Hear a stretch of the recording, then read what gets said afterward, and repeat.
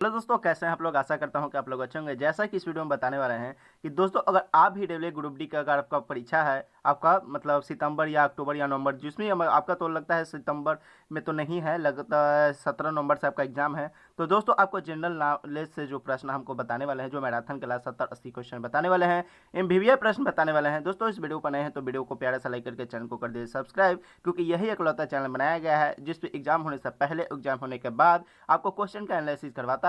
जो सबसे ज़्यादा इंपॉर्टेंट क्वेश्चन रहता है उसी के बारे में आपको बताया जाता है। तो चलिए देर न करते हुए आपको वीडियो को शुरुआत करते हैं। सो दोस्तों आपको प्रश्न है, यानी कि आपका पहला प्रश्न है, कहता है कि ल्यूकोडर्मा यानी कि सफ़ेद दाग का उपचार क्या है। तो दोस्तों आपको हम ये बताने वाले हैं कि दोस्तों जो भी आप क्वेश्चन पढ़ रहे हैं ना, वो आपके लिए मोस्ट इंपॉर्टेंट क्वेश्चन है। आपके लिए मोस्ट इंपॉर्टेंट क्वेश्चन इसलिए है क्योंकि आपको ग्रुप डी एग्जाम का परीक्षा देना है। तो दोस्तों आपको लिए यही बताने वाले हैं कि इस वीडियो पर नए हैं तो वीडियो को प्यारा सा लाइक कर दीजिए, चैनल को सब्सक्राइब, क्योंकि इस पर हमेशा जीके जीएस का क्वेश्चन और आपसे जो रिलेटेड क्वेश्चन है, जिस गवर्नमेंट की आप तैयारी करते हैं, कि जिस भी गवर्नमेंट एग्जाम की आप तैयारी करते हैं, उसका क्वेश्चन आपको एनालिसिस करवाया जाता है। सो दोस्तों सबसे पहले आपका आंसर हो जाएगा, यानी कि स्यूकोडोटोलॉजी हो जाएगा, स्यूकोडोटोलॉजी हो जाएगा, आपका राइट आंसर हो जाएगा।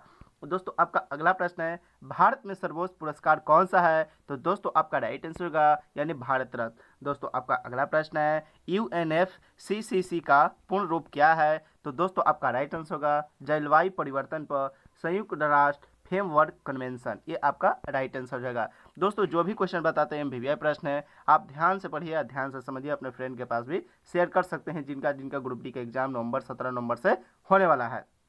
दोस्तों आपका अगला प्रश्न है कि संकट में फंसी महिलाओं के लिए दिल्ली पुलिस द्वारा लॉन्च किए गए ऐप का नाम क्या है। तो दोस्तों आपका राइट आंसर होगा हिम्मत प्लस।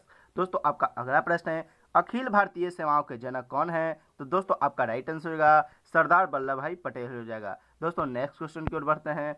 नेक्स्ट क्वेश्चन कहता है कि भारत में होम रूप यानी होम रूल आंदोलन की शुरुआत किसने किया था। तो दोस्तों आपका राइट आंसर होगा एनी बेसेंट, आपका राइट आंसर हो जाएगा। दोस्तों आपका अगला प्रश्न है, चिनाब झेलम किस नदी की सहायक नदियां हैं। तो दोस्तों आपका राइट आंसर हो जाएगा यानी कि इंडस नदी की क्या है, सहायक नदी है। दोस्तों आपका अगला प्रश्न है, 2022 में बीएनपी परिवास ओपन टूर्नामेंट में महिला युगल खिताब की विजेता कौन थी। तो दोस्तों आपका राइट आंसर होगा यानी जू इफान यांग और झायोक्सान, जू इफान झांगोसान आपका राइट आंसर होगा। दोस्तों आपका अगला प्रश्न है, राष्ट्रीय महिला आयोग में एकमात्र पुरुष कौन है। तो दोस्तों आपका राइट आंसर होगा आलोक रावत, आपका क्या हो जाएगा, राइट आंसर हो जाएगा। दोस्तों आपका अगला प्रश्न है कि कौन सा अंग रक्त से नाइट्रोजन युक्त यौगिकों को निकालता है। तो दोस्तों आपका राइट आंसर क्या हो जाएगा, किडनी हो जाएगा। यानी कौन सा अंग है जो रक्त से नाइट्रोजन युक्त यौगिकों को क्या करता है, निकालता है। तो दोस्तों आपका राइट आंसर होगा किडनी हो जाएगा। नेक्स्ट क्वेश्चन की ओर बढ़ते हैं।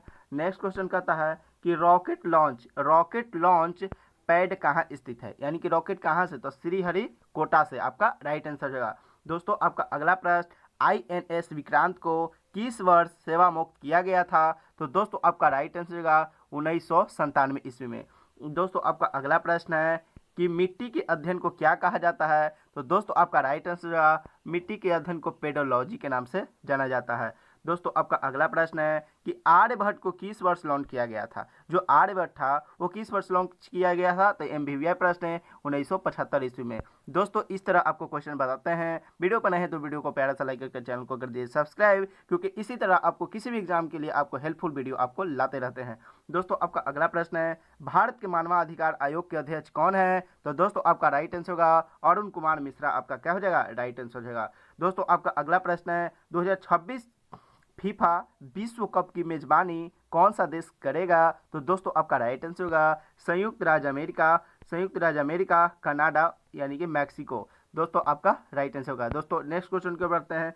नेक्स्ट क्वेश्चन कहता है कि दुनिया में सबसे ज़्यादा ज्वालामुखी वाला देश कौन सा है, यानी कि ऐसा कौन सा देश है जिसमें ज्वालामुखी सबसे ज़्यादा है। तो दोस्तों आपका राइट आंसर होगा इंडोनेशिया, आपका क्या हो जाएगा, राइट आंसर हो जाएगा। दोस्तों आपका अगला प्रश्न है कि गंगा नदी किस सागर में मिलती है। जो गंगा नदी है वो किस सागर में मिलती है। तो दोस्तों आपका राइट आंसर होगा बंगाल की खाड़ी में मिलती है। दोस्तों आपका अगला प्रश्न है कि दुनिया के महासागरों का सबसे गहरा स्थान कौन सा है। तो दोस्तों आपका राइट आंसर होगा यानी मरियाना ट्रेंच हो जाएगा, आपका राइट आंसर। ये वीवीआई प्रश्न है। दोस्तों आपका अगला प्रश्न है, एफिल टावर किस शहर में स्थित है? तो दोस्तों आपको सबसे ज़्यादा MVVI प्रश्न है, एफिल टावर किस शहर में स्थित है? पेरिस से है। दोस्तों आपका अगला प्रश्न है कि किस महाद्वीप को डार्क कंटिनेंट कहा जाता है? तो दोस्तों आपका राइट आंसर होगा वो अफ्रीका को कहा जाता है। किसको कहा जाता है? अफ्रीका को कहा जाता है। दोस्तों नेक्स्ट क्वेश्चन को बढ़ते हैं कि ब्राजील की राजधानी क्या है? तो दोस्तों ब्राजील का ब्र से ब्र यानी ब्रा से ब्रालिसिया, यानी कि ब्रासिलिया या ब्रालिसिया कुछ भी कर सकते हैं। बस आपको क्वेश्चन में यानी ऑप्शन मिले और मार देना है, बस आपको ये समझना है। दोस्तों हम इसी तरह आपको ऐसा क्वेश्चन लेकर आते हैं जो आपको दिमाग में आए और आपको समझ में आए और आपको एग्जाम में आए, बस यही क्वेश्चन आपको बताते हैं, बाकी फालतू हम क्वेश्चन लेकर नहीं आते हैं। सो दोस्तों वीडियो पर नहीं तो वीडियो को प्यारा सा लाइक करके कर दीजिए, चैनल को सब्सक्राइब। अगर सब्सक्राइब नहीं करोगे तो आपको पास वीडियो नहीं जाएगा, और बेल और नोटिफिकेशन अगर आप ऑन कर लेंगे तो आपके पास हमेशा वीडियो का नोटिफिकेशन आपके पास गिरेगा और आप उस वीडियो को देखकर आप आराम से पढ़ाई में सिलेक्शन ले सकते हैं।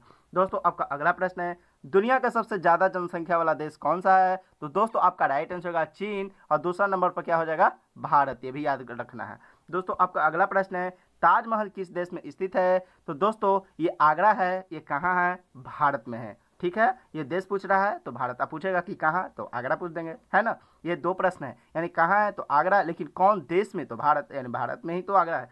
दोस्तों आपका अगला प्रश्न है कि दुनिया में सबसे ज़्यादा चावल उत्पादन करने वाला देश कौन सा है? तो दोस्तों दुनिया में सबसे ज़्यादा जो है वो अगर पूछ रहा है चावल उत्पादन में तो आपका चीन हो जाएगा। दोस्तों आपका राइट आंसर हो जाएगा चीन। दोस्तों आपका अगला प्रश्न, जापान की राजधानी क्या है? तो दोस्तों जापान की राजधानी क्या होता है? टोक्यो होता है, ये आपका राइट आंसर हो जाएगा। दोस्तों आपका अगला प्रश्न है, मिस्र में कौन सी नदी बहती है? तो दोस्तों आपका राइट आंसर होगा यानी नील नदी बहती है। क्या बहती है? नील नदी बहती है।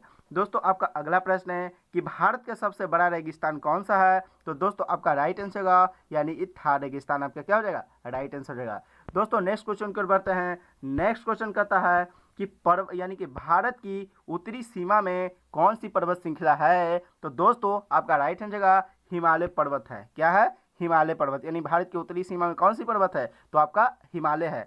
दोस्तों आपका अगला प्रश्न है कि भारत में सबसे लंबा समुद्र तट किस राज्य के पास है? तो दोस्तों आपका राइट आंसर होगा MVVI प्रश्न है, ये कौन सा है? तो गुजरात है, यानी भारत में सबसे लंबा जो समुद्र तट जो बनाता है वो कौन है? यानी गुजरात के साथ लगता है।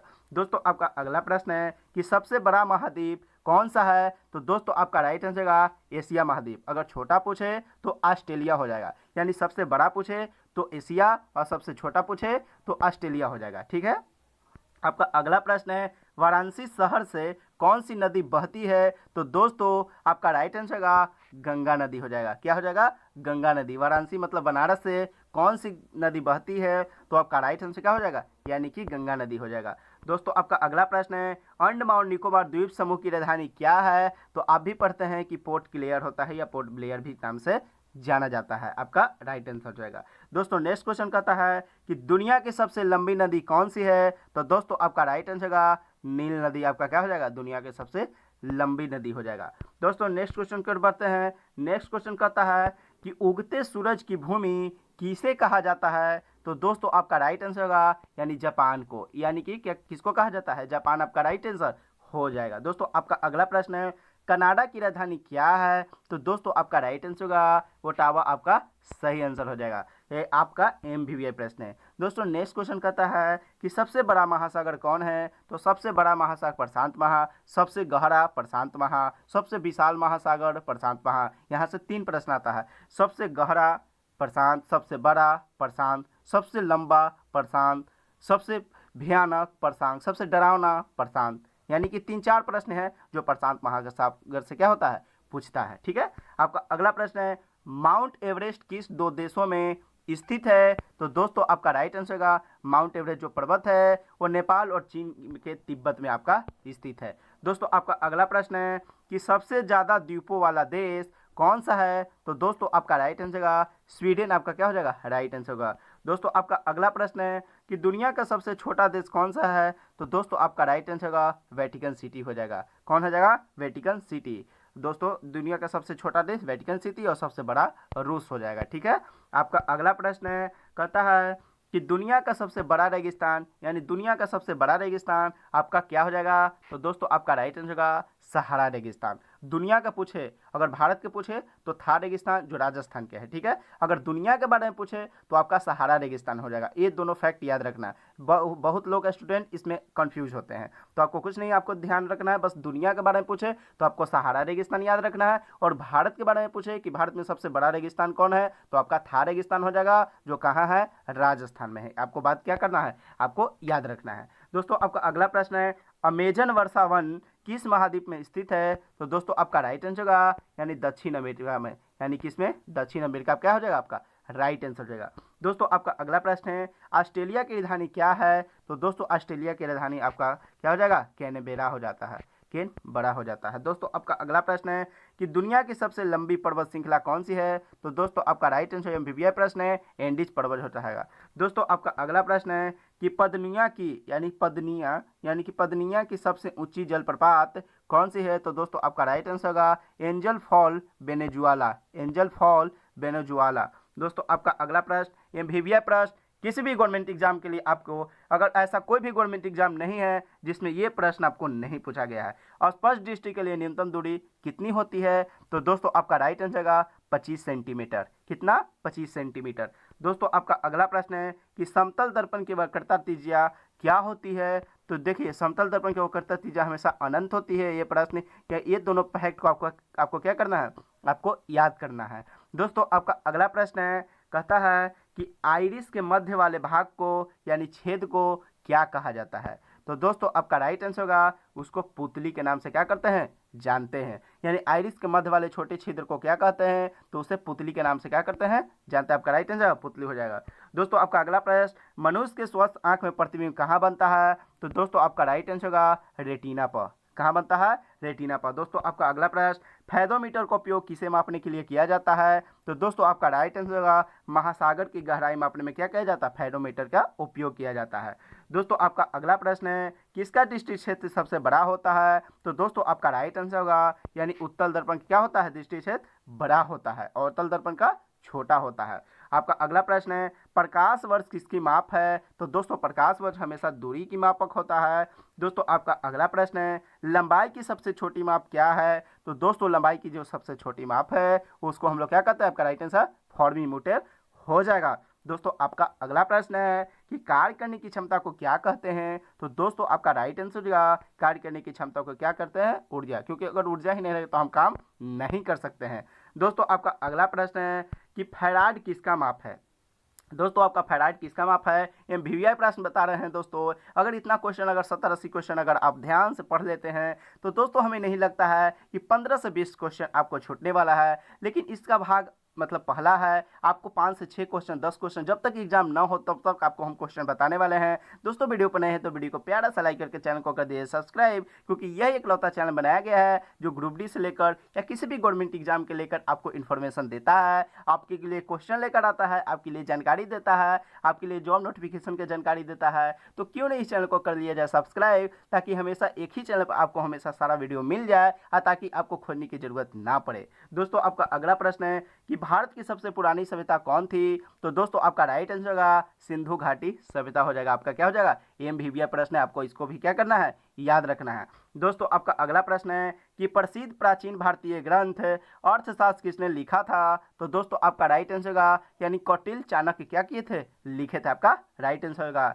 दोस्तों आपका अगला प्रश्न है, कहता है, आपका अगला प्रश्न है कि वैदिक सभ्यता से जुड़ी कौन सी नदी है? तो दोस्तों वैदिक सभ्यता से जुड़ी जो नदी है वो है सरस्वती नदी है। क्या है, आपका राइट आंसर सरस्वती नदी हो जाएगा। दोस्तों आपका अगला प्रश्न है कि महल में स्थित ग्रेट बाथ कहाँ स्थित है? तो दोस्तों आपका राइट आंसर होगा मोहनजोदड़ो सिंधु घाटी सभ्यता से क्या है, यानी कि ग्रेट स्थित बाथ है। तो दोस्तों आपका अगला प्रश्न है कि विश्व युद्ध द्वितीय के दौरान पहला परमाणु बम किस शहर पर गिराया गया था? तो आप जानते हैं कि अमेरिका ने गिराया था, हिरोशिमा पर गिराया था। कौन देश में गिराया था? तो ये जापान में गिराया था। आपका क्या हो जाएगा, राइट आंसर हो जाएगा। दोस्तों नेक्स्ट क्वेश्चन कहता है कि प्रसिद्ध कलाकृति मोनालिसा किसने बनाई थी? तो दोस्तों आपका राइट आंसर होगा यानी लियोनार्डो विंची के नाम से आपका क्या हो जाएगा, आपका आंसर हो जाएगा। सही आंसर क्या हो जाएगा, यानी कि लियोनार्डो विंची। आप जहां ऑप्शन में देखें आप मार दीजिएगा।